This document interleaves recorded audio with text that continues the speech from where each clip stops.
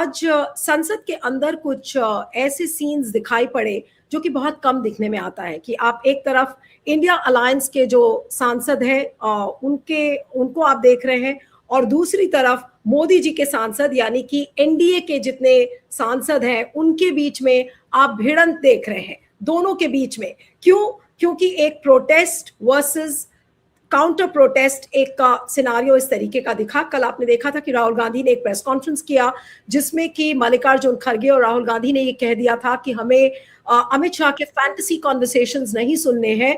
अब उनको ये जवाब देना पड़ेगा कि पेलेट गन्स को किसने फायरिंग के उनके ऑर्डर्स किसने दिए थे। हाँ, अब मैं गुरदीप के पास आती हूँ। I am just coming for the final round of questions. Gurdeep, आपसे एक सवाल है कि अब मुझे नहीं लग रहा है कि सरकार बिल्कुल मूड में है कि वो जंतर मंतर के बारे में कोई जवाब देगी, और अगर सरकार नहीं देती, परसों टेक्निकली परसों पार्लियामेंट खत्म हो जाएगा, उसके बाद विपक्ष क्या करेगा? क्या क्योंकि कई लोग ये कह रहे हैं कि मोदी और शाह साहब ने तो अपने एमपीज को ये कहा है कि आप अपने कंस्टिट्यूएंसी में जाइए, अब जो अगला पड़ाव है पंजाब चुनाव का उसकी तैयारी में आप लग जाइए, वहां पर बीजेपी और अकाली की सरकार आनी है, ये बोला जा रहा है और ऐसी चीजें सुनाई पड़ रही हैं। अब तो अब विपक्ष का क्या एजेंडा होगा, किस तरीके से आप लोग सड़क पर आएंगे और क्या कुछ होगा? क्या इसको लेकर कोई मंथन हो रहा है इंडिया अलायंस में और राहुल गांधी ने कुछ कहा है इस पर? देखिए, मोदी सरकार या बीजेपी हर चीज का जवाब चुनावी जीत के ऊपर मानती है, लेकिन अब उनका दौर खत्म हो गया नीलू जी।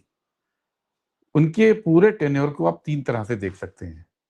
पहले टेन्योर में उनके पास कुछ पुराने सपने थे जो देश को दिखाए थे कि भाई धारा 370 हटाएंगे, राम मंदिर बनाएंगे, ट्रिपल तलाक खत्म करेंगे, वो हो चुका। फिर सेकंड उनका फेज था जिसमें पूरे देश को उन्होंने एक सपना दिखाया कि रोजगार होगा, मेक इन इंडिया होगा, स्टार्टअप इंडिया होगा, स्वच्छ भारत होगा, बुलेट ट्रेन चलेगी, फलाना फलाना। वो सब तो हो गया है फ्लॉप। फिर वो तीसरे फेज में आए 2024 के झटके के बाद, जब उन्होंने वोट चोरी से मैनेजमेंट की राजनीति शुरू की। अब ये फेज भी हो गया खत्म।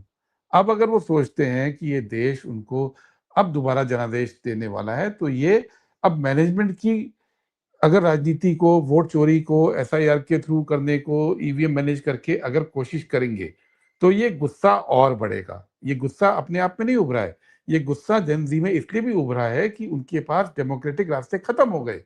देश के अंदर एक मैसेज है कि नरेंद्र मोदी सरकार कुछ भी कर ले, चुनाव तो वो जीत ही लेगी।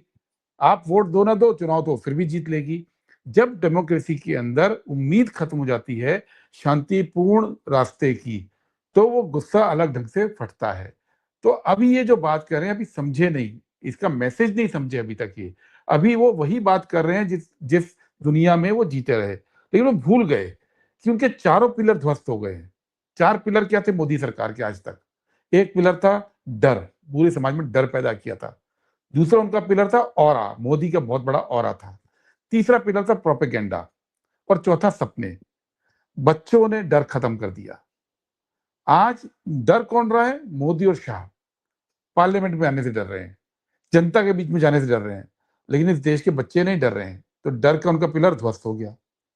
ऑरा तो उन्होंने मोदी का ऐसा समाप्त किया है जेन ज़ी ने कि अब ये खुद मोदी से ज्यादा कोई नहीं समझता। मोदी जमीन से निकले हुए व्यक्ति हैं, वो समझते हैं कि उनका ऑरा हमेशा के लिए समाप्त हो गया। ऑरा ऐसी चीज है, वो कहते हैं ना Humpty Dumpty set on the wall, तो एक बार गिर गया Humpty Dumpty, it cannot be put together. तो ऑरा भी चला गया है। तीसरा चीज प्रोपेगेंडा। प्रोपेगेंडा के जो उनके टूल्स थे, टीवी और अखबार, वो जेन ज़ी ने बिल्कुल ही रिडंडेंट कर दिया है। अब उन्होंने बता दिया कि भाई ये टीवी पे कोई देखता नहीं है, अखबार कोई पढ़ नहीं रहा है, हमारे अपने माध्यम है सूचना प्राप्त करने के। और वो अब प्रोपेगेंडा का पूरा सेटअप ऐसे ध्वस्त होने वाला है क्योंकि उनको जो सस्टेन करती थी एड एजेंसीज, वो भी अब उनका साथ छोड़ देंगी। तो मोदी के ये तीनों पिलर गए और सपना कोई बचा नहीं उनके पास। आज अगर कोई ये सोचे कि नरेंद्र मोदी आने वाले दिनों में देश में कोई एम्प्लॉयमेंट का विश्वास जगा सकते हैं, वो पॉसिबल नहीं है। यहां तक कि जैसा कि विवेक जी ने बोला कि जब जेन जी को अभी मोहन भागवत एड्रेस कर रहे थे, तो वो जॉब सीकर पे तो बात बोले, लेकिन बोले क्या कि ठेला लगाना भी एक जॉब है, पान बेचना भी एक जॉब है।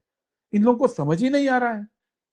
इनको समझ ही नहीं आ रहा है कि ठेला लगाना, पान बेचना या ज़ोमैटो में या स्विगी में काम करना, डिलीवरी बॉय बनना, ये पेट आधा पालने वाला काम है, लेकिन जो टेक्निकल वर्कफोर्स होती है, जो एजुकेटेड वर्कफोर्स होती है देश की, उसको कुछ और चाहिए और वो अभी भी इसको देने की स्थिति में नहीं है। अब ये सपना इस देश का अधूरा रहेगा आने वाले सालों में, क्योंकि वो इसको जॉब के सिस्टम को ठीक नहीं कर सकते। जॉब सिस्टम ठीक करने की पहली शर्त ये थी कि आप डिसेंट्रलाइज्ड मैन्युफैक्चरिंग पे जाते। लेकिन आप तो सब अडानी को दे दिए। अब उसपे वापस जा नहीं सकते हैं। टोटल कंट्रोल अगर आपने एक पूंजीपति को दे दिया, अब आप उस सेक्टर को रिवाइव नहीं कर सकते हैं। आपने एआई के बस को मिस कर दिया, अब आप उसको रिवाइव नहीं कर सकते हैं। आपने पूरा का पूरा सिस्टम ठेकेदारी पे कर दिया है, प्राइवेट एजुकेशन का कर दिया है, जहाँ पे फीसें इतनी ज़्यादा हैं। अब आप उसको अंडू नहीं कर सकते मोदी। तो सपने भी गए, अब उनके पास कोई पिलर नहीं है और जनता को ये समझना, ये विश्वास बहुत ज़रूरी है और जनता के साथ वो तमाम फोर्सेस जो नरेंद्र मोदी की नीतियों से सहमत नहीं है, उनको ये विश्वास होना बहुत ज़रूरी है कि अब इनके दिन नंबर्ड हैं, ये खत्म है। ये दरअसल 2024 में ही हो गया था, लेकिन तब प्रोपेगेंडा की ताकत पे ये देश को समझाने में ये सफल रहे कि भाई मोदी तो अजेय है। बात तो केवल 400, 300, 350 की हो रही है। अगर थोड़ा-सा भी विश्वास होता पॉलिटिकल पार्टीज में और जनता में कि ये मोदी का किला ध्वस्त हो रहा है, तो ये 240 पे नहीं, ये शायद 160, 170 पे अटकते। तो चलो तब तो ये स्क्रैप थ्रू हो गए, निकल गए किसी तरह से। अब ये जो नई जनरेशन आई है, इसको इसको डिवाइसिव भाषा नहीं चाहिए, पढ़ी-लिखी जनरेशन को। उसके एक उसके एक अंश को ये आज भी धर्म की अफीम पिलाकर बरगला रहे हैं। लेकिन वो भी कुछ ही दिनों की बात है, क्योंकि बेरोजगार युवा तो वो भी है। ऐसा तो नहीं है कि वो बेरोजगार युवा नहीं है। और हर व्यक्ति को काम चाहिए, हर व्यक्ति को सम्मान चाहिए, अपने पैसे की इज्जत चाहिए। तो ये किला अब ध्वस्त हो चुका है। वो पार्लियामेंट में जवाब दें, ना दें, वो पार्लियामेंट चलने दें, ना चलने दें, वो रात को इंस्टाग्राम के वीडियोस बनाएं, ना बनाएं, वो अपने गोदी मीडिया को इस्तेमाल करके अपने बारे में कोई परसेप्शन क्रिएट करें, ना करें, लेकिन गाड़ी इस देश की उससे आगे निकल गई है। और आप ये मानिए कि अब वापस देश जो है वो शांति पे आना चाह रहा है, वो बेसिक मुद्दों पे आना चाह रहा है, वो रोजी रोटी कपड़ा मकान के मुद्दों पे आना चाह रहा है, वो शांति चाहता है। और यही बात राहुल गांधी कह रहे हैं।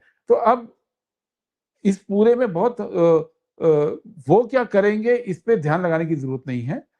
जो लोग बेहतर देश चाहते हैं, वो अपनी योजना पे, अपनी नीति पे, अपने संघर्षों पे काम करें, क्योंकि ये दीवार अब हिल रही है, इसको आखिरी धक्का देने की जरूरत है। आने वाले दिनों में वो देना चाहिए।